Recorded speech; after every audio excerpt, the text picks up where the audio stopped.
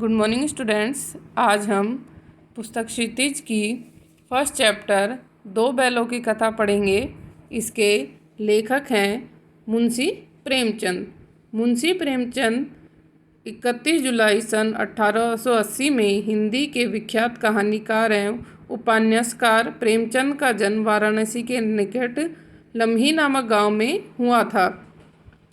प्रेमचंद का असली नाम धनपत राय था।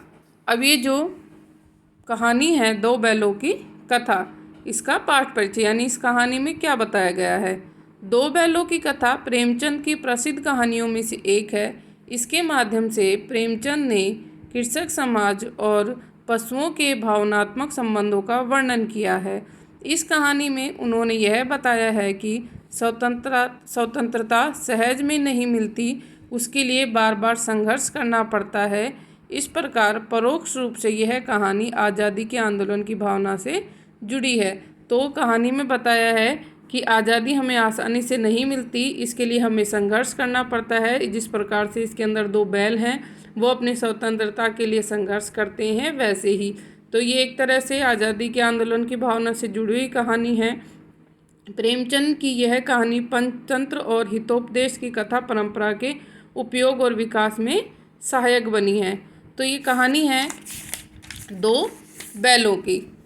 जानवरों में प्राय गधा ही एक ऐसा जानवर है जिसे बेवकूफ़ की संज्ञा दी गई है, जिसे बेवकूफ़ माना जाता है।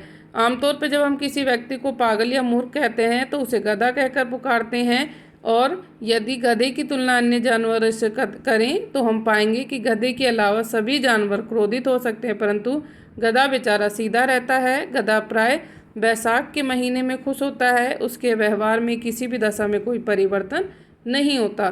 लेकिन इस पाठ के अंदर वास्तव में जो गधे है उसकी तुलना लेखक ने साधु संतों की तरह की है कि जिस प्रकार से साधु संत शांत स्वभाव के होते हैं, वैसे ही जो गधा है वो भी एक शांत स्वभाव का पशु है। इसके बाद में है झूरी नामक कहानी। झूरी नामक किसान के दो बैल, बलवान बैल हीरा और मोती थे। दोनों बैलों की पक्की मित्रता थी, लगभग सारे काम मिलकर करते थे। दोनों बैलों को आपस में बड़ा विश्वास था कि दोनों बैल थे जो आपस में बहुत मित्रता थी, साथ में रहते थे, साथ में खाते थे और एक दूसरे से इशारे में बात भी करते हैं। तो एक बार झूरी है, उसका साला, उसका नाम है गया, वह उन बैलों को अपने घर ले जाने के लिए आया।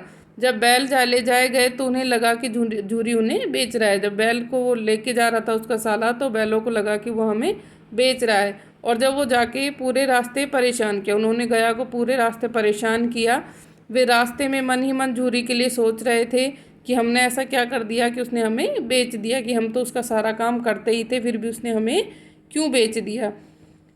क्योंकि वह उनकी अपनी जगह नहीं थी। जिस स्थान पे गया के घर पे वो गए तो वो वहाँ देखकर उन्हें पराया पराया लग रहा था, क्योंकि वहाँ पर वो उनकी जगह नहीं थी, वो दूसरी जगह पे आ गए थे। इसलिए भूखे होते भी उन्होंने कुछ नहीं खाया, वहाँ पर उन्होंने कुछ भी खाया पिया नहीं।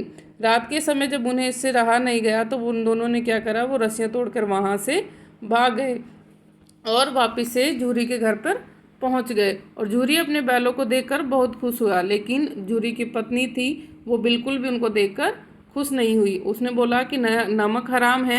अब झूरी अपनी पत्नी से कहता है बैल इस तरह नहीं आ सकते थे, ज़रूर उनको चारा पानी नहीं मिला होगा और इसी कारण वो वहाँ से आ गए। गुस्से में आकर झूरी की पत्नी ने बैलों की देखरेख करने वाले से कहा कि इन्हें केवल सूखा चारा ही खाने को दिया जाए। उसने ठीक वैसा ही किया, क्योंकि वह झूरी की भी बात अनदेखी कर देता था। इसलिए जब उसको कहा कि इनको बैलों को खाना पीना नहीं देना, तो वो भी उनको खाना पीना नहीं देते। दूसरे दिन झूरी का साला फिर उन्हें ले गया। घर पहुंचकर उन्हें मोटी रस्सी से बांधा और सूखा चारा डाल दिया। दोनों बैलों ने नाद की तरफ देखा भी नहीं। दूसरे दिन गया ने बैलों को हल में जोता, लेकिन बैलों ने अपना एक भी पाँव नहीं उठाया।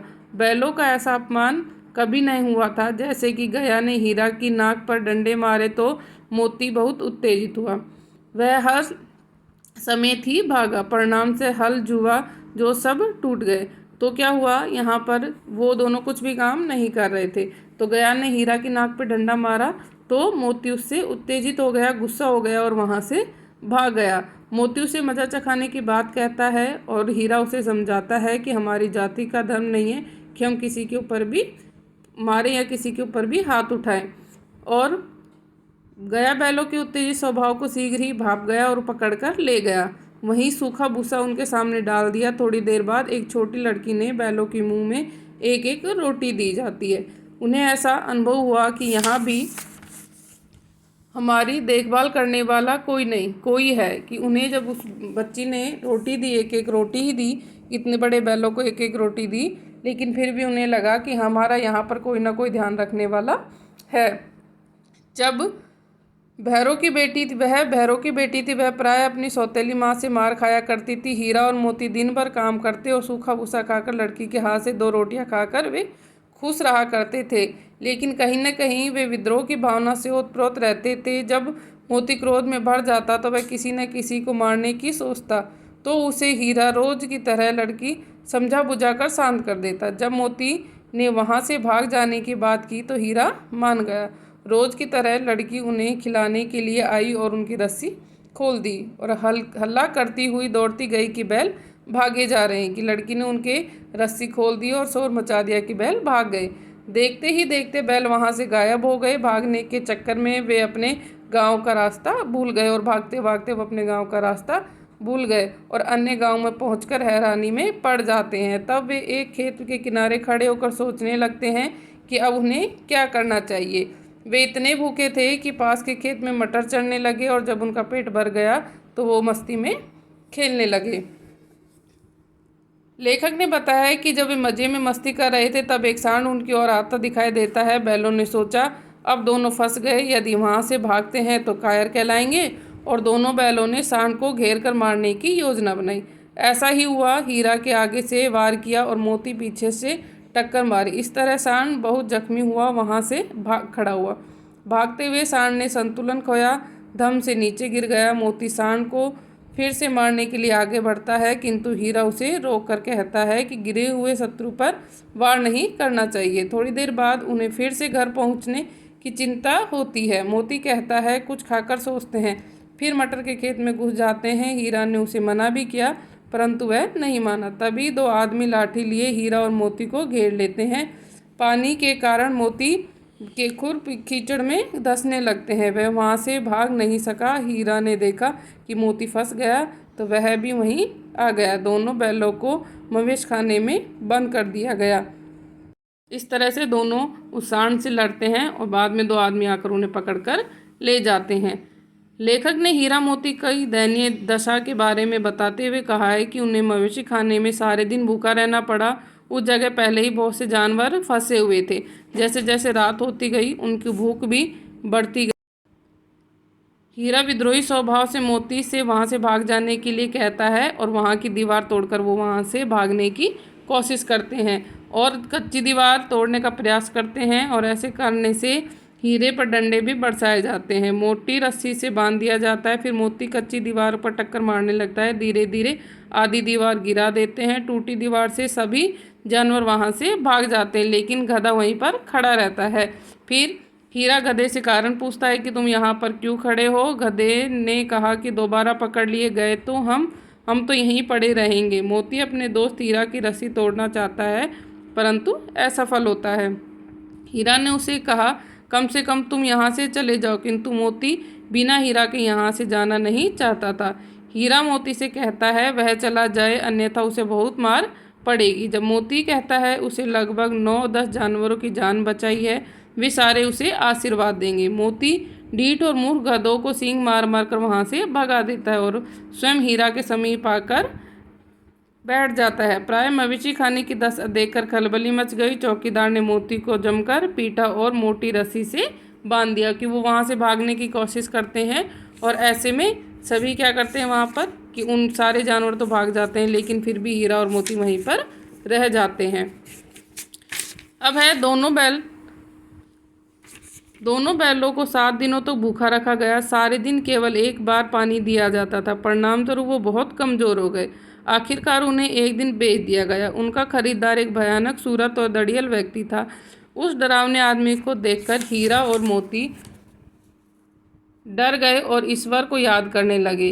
उन्हें ईश्वर पर भरोसा था। बेशक दोनों बैलों की उस दड़ियल के भय से कुछ करने की हिम्मत नहीं थी।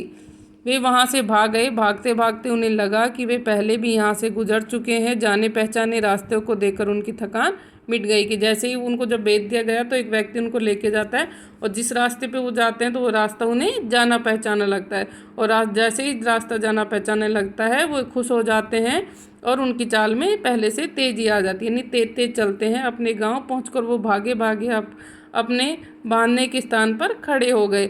अपने प्रिय बैलों को देखकर झूरी की आंखों से आंसू निकल आए। पीछे से दड़ियल आकर हीरा और मोती की रस्सी पकड़ लेता है। झूरी ने उन्हें ले जाने का विरोध किया। तब दड़ियल ने बैलों को जबरदस्ती ले जाने की कोशिश की तो मोती ने उसे सींग मार दिया और उसका पीछा किया। दड़ियल मोती के डर से गांव से बाहर भागता है और गालियां देना शुरू करता है, साथ ही पत्थर फेंकता है। दड़ियल के इस रवैये पर गांव वाले उस पर हंसते हैं। दड़ियल गालियां देता हुआ चला गया। हीरा और मोती फिर से इशारों में बात होती है। कुछ देर में ही बैलों के लिए अच्छे खाने का प्रबंध किया गया। झूरी अपने हीरा और मोती को प्यार करने लगता है। उनकी पत्नी भी दोनों को प्यार से चूमती है।